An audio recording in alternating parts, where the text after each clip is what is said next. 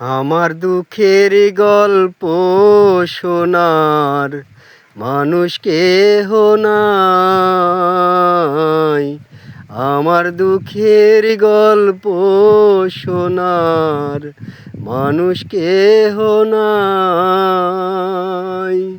সারাঙ্গুলের এই কপালে, সারাঙ্গুলের এই কপালে কষ্ট বেড়ে যায়।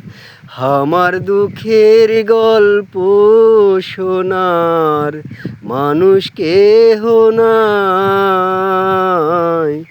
আমার দুঃখের গল্প শোনার মানুষ কোথায় পাই।